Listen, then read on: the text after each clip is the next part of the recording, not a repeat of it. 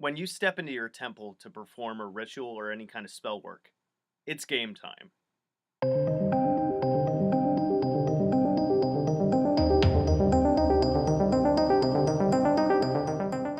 So first off, you got to give credit where credit's due, and I got the idea to talk about this from my buddy DH Thorne. So you guys can check out his channel. I'll probably put a comment with a link to his channel in this video. But he brought up a really good point that I thought I'd be able to discuss on my channel. Turn up the brightness here on this screen, that might help. So the main idea of what I'm going to be talking about here is when you step into ritual, you can plan your spell work, and this is what my intention is, this is what all my correspondences are, these are the materials I'm going to have in my ritual space, and this is what I want to have happen, or better put, this is what will happen because I'm going to do this spell work. But when you cast your circle and you're ready to go, right, you have to take any doubt in your mind, just throw it out of every ounce of you.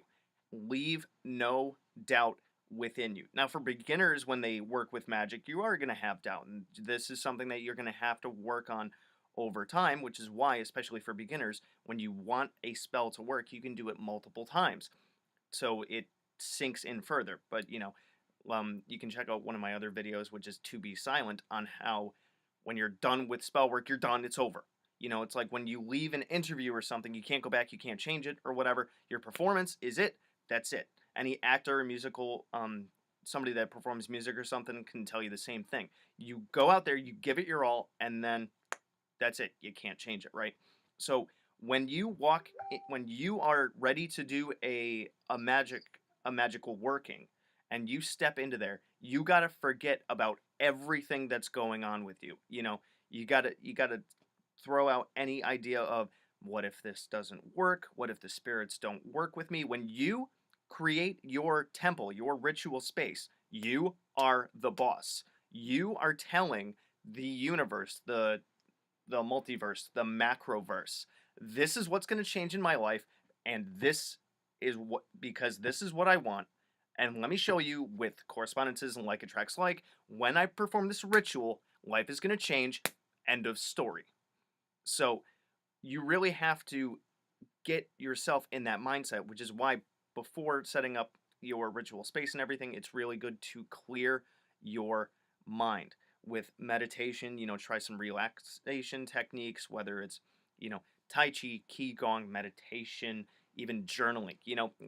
One really cool thing that has worked for me for years is, if you journal a lot, you can get all of that crap that's in your mind about, I wish this went this way, I want this, this is sad, this frustrates me, out on paper, you know, and you can even alchemize it by, you write junk down and then you burn it, right? Because you take those thoughts, they're out on paper, and now they're burned, they're gone. So that's a bit of a suggestion, but you could even do things like repeat different mantras to yourself. That's why it's really good to have like post-it notes with mantras around your house. I am powerful, I am this, I am that. The idea is to boost confidence, so whatever you are doing in ritual has much more of a chance of happening, because your energy is focused. You have no doubt going any other way. Because let's remember, when you are in a magical working and you are focusing your energy, that, like, where your energy goes is based on what you are thinking and how you are feeling. So if you are saying that you want a certain thing, but then if you say that you want a certain thing, your energy is going in one direction. But the second you're like, I don't know if I'm really going to get it, your energy goes this way, right? You want it towards your target. When, it's anything like target shooting, archery, things like that. You aim at the bullseye. If you have doubt in your mind, your follow through is not gonna be good. You might not have the right stance. You might start to breathe a little bit differently, which can affect your accuracy, can affect your shot. It's the same thing in magic. So that's why it's really good to perform a lot of psychodrama, which you can read about in Magical Theater, my book, which you guys can find on Amazon, where the main, at least to me, the main idea when you step into ritual is All of that performance that you are putting on is to get you into that mental space to where you know what you are doing is going to pay off. So the more that you can take it out of the ordinary, because in the ordinary world, we all have anxieties, we all have worries, we all have doubts, and you make it something theatrical, something performance based, where you are no longer on this plane, even. And, this can be really helped with what you are wearing, the lighting, the music, even the flow of the music. You can even program like a playlist, like a ritual playlist where it peaks around the time that you are going to do your spell work. You can really plan this out, or you can simply have a you can have your phone on you where you just switch through those songs really quick. Like when you're stepping into that spell work phase, boom, powerful song comes on. When you're done with the spell work phase, you get more of a relaxing song that comes on. You can build the cadence with ritual songs and stuff. You can also read about that in Magical Theater. Um, oh yeah, I put all my thoughts and stuff in books, which is why I reference them, because it's one thing for me to talk about this, but if you really want to get into my mind and how I'm thinking about this stuff, check my books out, right?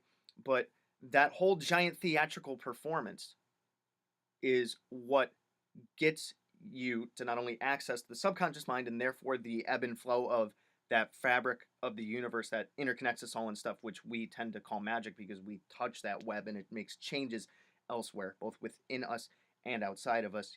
As above, so below, the small to the big, like attracts like, sympathetic magic, stuff like that. But like when you put those robes on, you are the sorcerer, as Thorn like to say. You are the boss. We really create our own universe based on our own subjectivity. To me, I think, therefore I am. I am the only one that exists to me. Everybody else is outside of me, and even my perception of everybody else and everything else is based on my associations and my experiences with them. So this is my universe. What do I want to do with it? I can do whatever I want with it, and this is what I want to do today. So I think that I went over that pretty well. You guys let me know in the comments and stuff about your own experiences when you step into ritual, and maybe even some experiences where stuff got squandered. That's also, taking a step back. It's also a really good reason why you have to do it when you are not going to be disturbed, when your mindset is not going to be flubbed out of that activated flow state, right? But anyway, so let me know what you guys think about this. You can connect with me on all of my other social media, and when you step into that ritual space, act like a boss. Good hunting. Thanks for watching my video. So if you want to check out my playlists, I have, among others, the Simon Necronomicon, the Tree of Life, General Magic, Tulpamancy, a playlist on my books, the elements, stones, the theories that govern magic, and the gods and goddesses of Mesopotamia.